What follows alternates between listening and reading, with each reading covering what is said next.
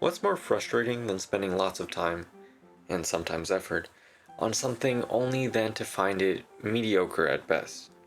To be fair, mediocrity isn't the worst thing in the world. What about hate? I sometimes find myself loving to hate.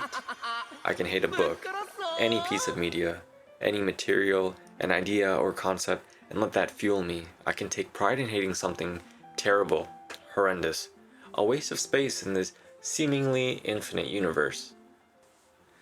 But I hate boring more than hate itself.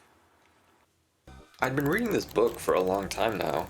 The title isn't relevant, and this isn't a book review, don't worry.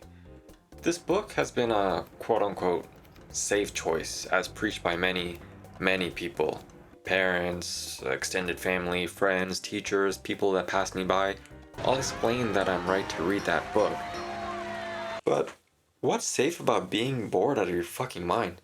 How many times have you engaged in something that you find absolutely basic? Can I substitute basic and boring? I mean, my basic coffee order is usually an iced Americano, and my basic takeout is usually a smash burger. But is that boring? I mean, both of those things are popular, and that book I was reading is popular too. I asked myself, what does boring really mean? Is stability boring? A lot of TikTok therapists will say that the reason we may find a relationship quote unquote boring after a toxic one is because of the stability.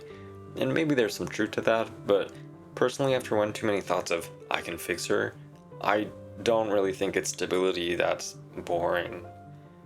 Maybe I'm the problem, but that's a topic for another day. That book was given to me by my parents, I think? I'm not too sure though, because it was reinforced by pretty much everyone around me.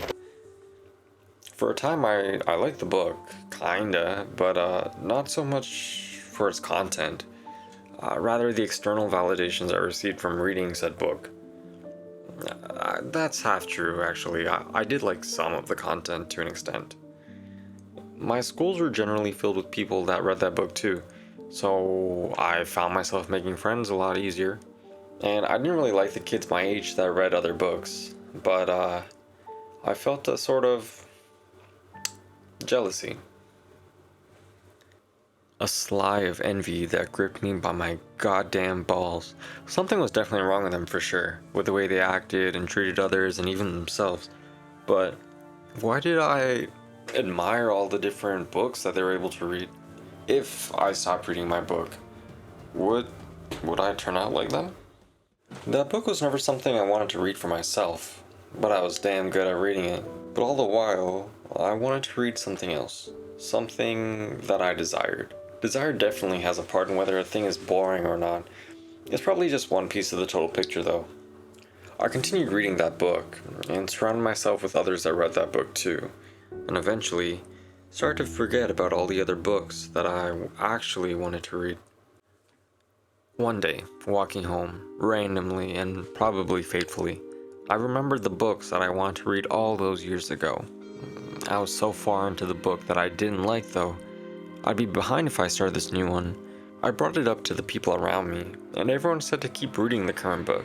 I got various answers, from ridicule to quote-unquote logical responses about reading the book that I wanted to read all that time ago. I started to resent my current book, and unfortunately everyone and everything that was also reading that book.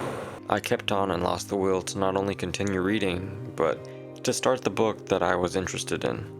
I felt like those kids I disliked, but with the added bonus of all these books that I did not want to read.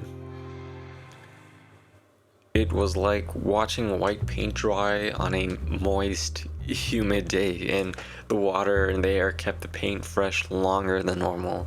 The anticipation of a needle going through your skin, and the doctor's comfort is not comforting enough, and every second feeling 10 times longer.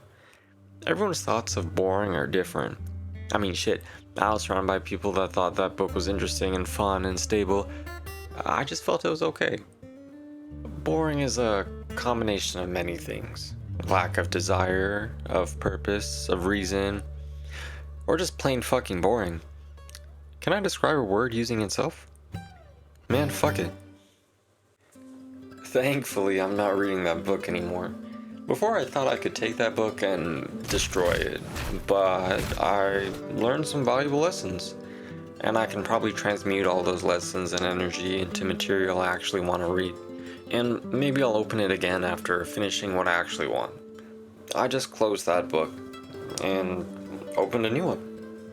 Sure, there's still people that don't like the books I'm reading now, but honestly, fuck them.